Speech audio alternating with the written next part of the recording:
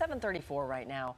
Two NYPD officers remain on modified duty following the shooting death of a mentally ill teen in Queens back in March. And that young man's name was Win Rosario. The incident is under investigation by State Attorney General Letitia James, who released body cam footage of the exchange last week. Yeah, the shooting is also under review by the NYPD while the family demands murder charges be filed against the officers. Joining us this morning is Loyda Colon, the executive director of the Justice Committee, which advocates for victims of police violence. And Loyda is joining us now. Thank you for being here this morning. Thank you so much for having me. So you've been in close contact with the family throughout this entire situation and ordeal. The video has been made public, right? We've all watched the video. Do you feel when you look at the video that there is justification now for murder charges to be filed against the officers? Absolutely. Absolutely. And not just murder charges. Like right now, you know, the mother and the brother actually experienced this, right? But even after watching the body-worn camera footage come out, which the father had just seen for the first time, and all New Yorkers are just seeing now, absolutely. And it's not just murder charges. While, yes, the Rosario family wants the officers prosecuted by the State Attorney General's office, they also want these officers who are currently on modified duty. It's just not enough. They want them suspended immediately without pay, and they want them fired. Yeah, well, the NYPD Police Chief John Schell has come out and said the officers were justified. They had no other option but to respond in the way they did. When Rosario had a pair of scissors in his hand, the situation was chaotic. What do you think they should have done differently, the officers? When we're talking about Schell, it's also hard to take anything he says like for fact. Schell actually killed someone in 2008 and earlier in his career, lied about it. A jury actually found that he lied about what happened in that incident. And as we know from like so many, a lot of times, most of the time, when the NYPD actually kills someone, they blame the victim immediately before there's even an investigation, right? It's like the same day they're on the news, exactly like Schell was. And what Schell said, right, he claimed that it was this chaotic situation, but what we also know is that it wasn't when they first arrived.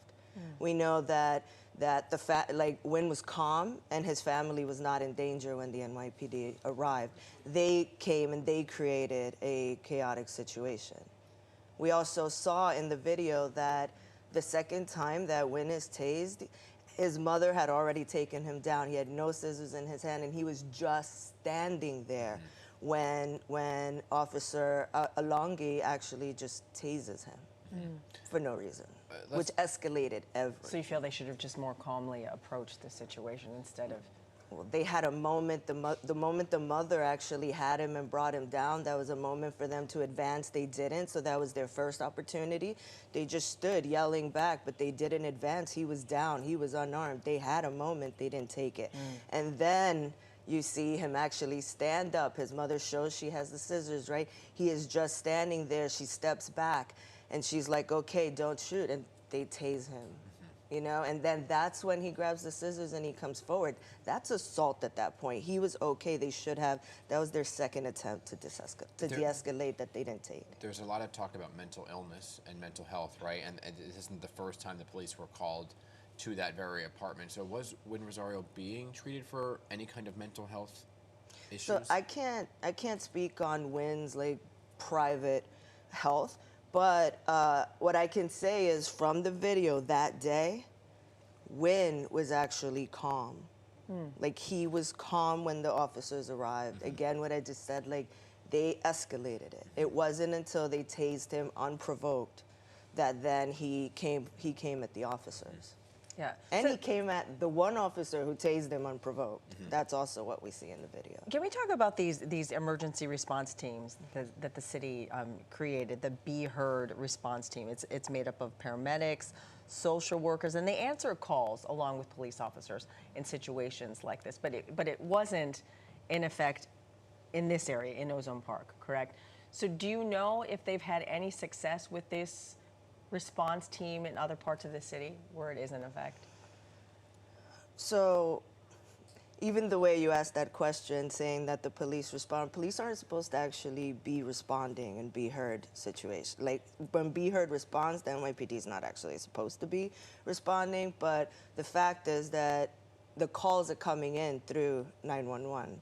So it is the police are responsible for 911, and so the calls are coming to them, which means that right now NYPD is actually responding to 80% of those calls. So you think that's the flaw first? That is definitely a flaw, and one of the things that the Rosario family is calling for, so is my organization, and many organizations in New York for a very long time have been calling for NYPD to be removed from mental health. And Win Rosario is just another example of this. Just to be very clear, the Be Heard teams are cops, are paramedics and social workers who are supposed to respond without police officers. Yes. They can respond without police officers, but police officers are currently responding to 80% of those because calls. it's made by a 911 call. Okay. Which the NYPD currently. Yeah. Yeah, who's housed under NYPD. In this case, in addition to that, what we're talking about in Be Heard, it's like, so what happens is the officer, like the majority of people that Be Heard is responding to are actually being forced hospitalized.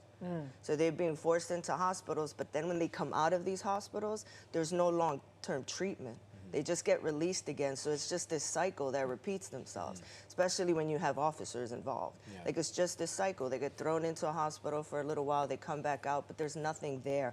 What we need is actually long-term investment in mental health in this city. Yeah. And like real mental, long-term mental health. yeah, that's a conversation for a different day. In this case, is the family suing the NYPD or planning to sue? The family is considering all of their options. A civil suit has not been filed yet. Okay. Loyda, thank you so much for your time this morning. We appreciate it. Thank you.